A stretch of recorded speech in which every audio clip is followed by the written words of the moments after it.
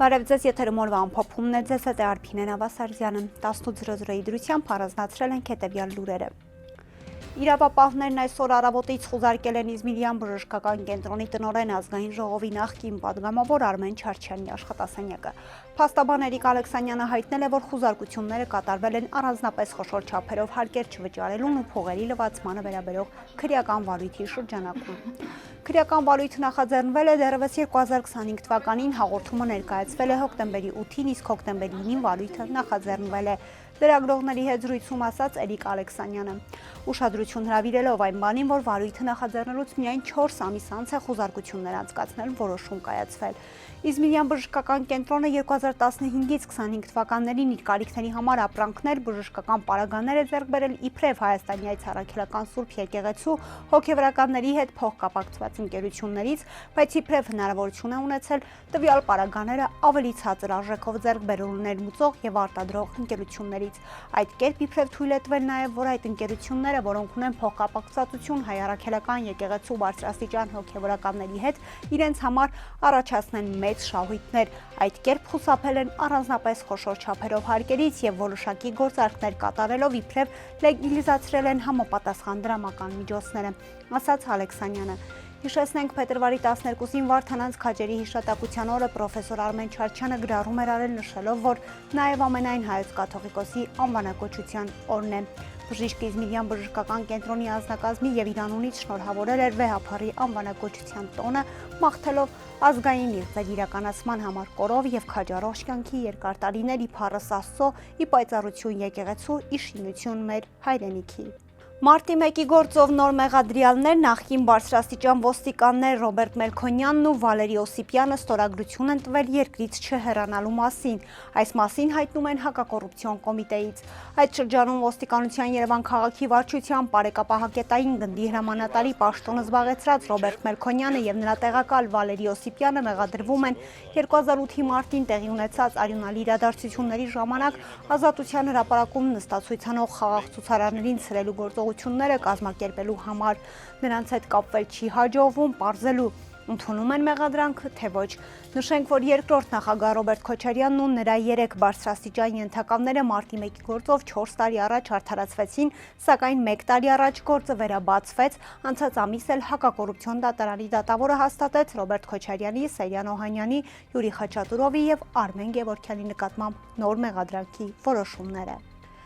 Ադրբեջանի քաղաքացիական հասարակության ներկայացուցիչները ժամանել են Հայաստան ցամաքային սահմանազատված հատվածով։ Հաղորդվում է, որ Հայաստանում փետրվարի 13-ից 14-ը խաղաղության կամուրջ նախաձեռնության շրջանակում կանցկացվի երկկողմ կլոր սեղան, որի ընթացքում կհանդիպեն Հայաստանի եւ Ադրբեջանի քաղաքացիական հասարակությունների ներկայացուցիչները։ Բացի խաղաղության կամուրջ նախաձեռնության հիմնական մասնակիցներից, այս կլոր սեղանին կներգրավի նաեւ երկու կողմերից մասնակիցների ավելի լայն խումբ։ Հաղորդվում է, որ ադրբեջանական պատվիրակությունը Հայաստան է ժամանել ցամաքային սահմանի սահմանազատված եւ սահմանագծված հատվածով անցնելով բոլոր համապատասխան ընթացակարգերը։ Սա կարևոր գործնական քայլ է հանդիսանում երկու երկրների միջև վստահության ամրապնդման ուղղությամբ։ Քննարկումների ընթացքում հայկական եւ ադրբեջանական քաղաքացիական հասարակությունների ներկայացուցիչները կանրադառնան 2025 թվականի օգոստոսի 8-ին Վաշինգտոնյան գագաթնաժողովում հաստատված խաղաղության օրակարգից բխող գործընթացներին։ Առանձին նիստեր կկենտրոնանան ձևավորվող տարածաշրջանային անվտանգության ճարտարապետության խաղաղության օգուտների, երկու հասարակությունների միջև հարաբերությունների հաստատման հանրային ընկալումների, տնտեսական համագործակցության հեռանկարների, ինչպես նաև փոխըմբռնման եւ վստահության ամրապնդման գործում քաղաքացիական հասարակության դերի վրա։ Ազգային ժողովը փակ եւ գաղտնի քվեարկության արդյունքում այսօր չդադարեցրեց հեռուստատեսային եւ ռադիոյի հանձնաժողովի անդամ Հակոբ Հակոբյանի, Հակոբ Մովսեսի լիազորությունները։ Իշխող քաղաքացիական պայմանագիր խմբակցության падգամավորները քվեարկությանը չեն մասնակցել, իսկ ընդդիմադիրները 28 կողմ ձայները բավարար չեն եղել, որպեսզի Հակոբ Հակոբյանի լիազորությունները դադարեցվեն։ Այսպիսով ընդդիմադիրների ներկայացրած նախագիծը մերժվել է։ Հակոբ Հակոբյանի լիազորությունները դադարեցնելու հարցը երեկ քննարկվում էր խորհրդարանում։ Ըստ ազգային ժողովի Ընդդիմադիր Հայաստան խմբակցության հիմնավորման Հակոբ Մովսեսը որպես պետական անկախ մարմնի անդամ խախտել է սահմանադրության կետը, որով այս հանձնաժողովի անդամը քաղաքական զսպվածություն պիտի ցուցաբերի, այնինչ հարցազրույցներում Հակոբ Մովսեսը դաշնակցության դեմ է խոսում։ Վերջինիս իր հարցազրույցներից մեկում դաշնակցական գաղափարախոսությունը մահ կամ ազատություն կարգախոսը վտանգավոր է համարում։ Կոռուպցիայի կանխարգելման հանձնաժողովն էլ եզրակացություն ունի, Հակոբ Մովսեսը վարքագծի կանոն է խախտում։ Հանձնաժողովի անդամն ինքը համաձայն չէ, ասում է, որպես մտավորական է հանդես գալիս։ Ինչու Արմեն Սարգսյանը հրաժարական տվեց, որովհետև հայտնի դարձավ, որ ինքը փաստորեն երկքաղաքացի է եղել եւ հետեւաբար եթե սկզբից հայտնի լիներ, որ ինքը երկքաղաքացի է, ինքը չէր կարող ընտրվել նախագահ։ Այս մասին այսօր Ռուբեն Ռուբինյանն է հայտարարել։ Հայաստանի նախագահ Արմեն Սարգսյանը նախագահ էր ընտրվել 2018-ին, հրաժարական տվել 2022-ի հունվարին։ Իր հրաժարականը սակայն նա բացատրել էր ոչ թե երկքաղաքացի լինելու, այսինքն օրենքի խախտմամբ նախագահ ընտրվելու պատճառով, այլ որ նախագահը չունի անհրաժեշտ գործիքներ երկրի եւ ազգի համար ներկայիս բարդ ժամանակներում ազդելու ներքին եւ արտաքին քաղաքականության արմատական գործընթացների վրա։ Արմեն Սարգսյանի հրաժարականի հենց հաջորդ օրը հետքը գրել էր, որ Սարգսյանի հրաժարականի պատճառը մեկն է։ Նա Հայաստանի Հանրապետության քաղաքացի լինելուց բացի նաև այլ երկրի քաղաքացի էր առնվազն մինչև նախագահ դառնալը։ Ըստ հետաքննող պարբերականի Արմեն Սարգսյանը Կարիբյան ծովում գտնվող փոքր երկրի Սենթ Քիթս եւ Նիևսի քաղաքացի է եղել։ Հայաստանի նախագահ Արմեն Սարգսյանի երկքաղաքացիության փաստը թաքցնելու գործը ազգային անվտանգության ծառայությունից դեռևս 2023-ին ուղարկվել էր քննչական կոմիտե, որտեղ էլ նախաքննություն էր իրականացվում։ Քննչական կոմիտե ուղարկված գործը հարուցվել էր Սարգսյանի Մեծ Բրիտանիայի քաղաքացի լինելու մասին ավելի քան 50 փաստաբանների բողոքի հիման վրա։ Քննչականից փոխանցեցին, որ նախկին նախագահ Արմեն Սարգսյանի երկքաղաքացիության գործի քննությունը չի ավարտվել, դեռ նախաքննության փուլում է։ Ազգային ժողովի այսօրվա արտահերթ նիստում երկրորդ ընթերցմամբ քննարկվեց, ապա նաև ընդունվեց Հայաստանի Հանրապետության աշխատանքային օրենսգրքում փոփոխություններ եւ լրացումներ կատարելու մասին նախագիծը։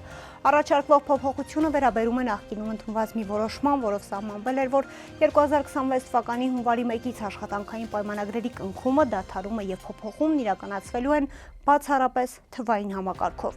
Ըստ հիմնական զեկուցող Արսեն Թորոսյանի, շատ քաղաքացիներ ժամանակին ձեռք չեն բերել նույնականացման քարտեր, առանց որոնց հնարավոր չէ ակտիվացնել էլեկտրոնային ստորագրություն եւ հաշվի առնելով այն հանգամանքը, որ դեռևս ոչ բոլորն ունեն նույնականացման քարտեր, որոշվել է թույլ տալ շարունակելու թղթային տարբերակով աշխատանքային պայմանագրեր կնքելը, մինչեւ բոլոր քաղաքացիները կունենան նույնականացման քարտեր։ Նախագծի առաջին ընթերցման ժամանակ առաջարկվել էր աշխատանքային պայմանագրերի կնքումը, փոփոխումը եւ լուծումը թվային համակարգով իրականացնել 2027 թվականի հունվարի 1-ից։ Իսկ ազգային ժողովի աշխատանքի եւ սոցիալական հարցերի մշտական հանձնաժողովի նիստին նախագծի երկրորդ ընթերցմամբ քննարկման ժամանակ առաջարկվել է 2027 թվականի հունվարի 1-ը դարձնել 2027 թվականի հուլիսի 1։ Ազգային ժողովը 59 կողմ 0 դեմ 1 ձեռնպատ ձայներով երկրորդ ընթերցմամբ եւ ամբողջությամբ ընդունեց նախագիծը։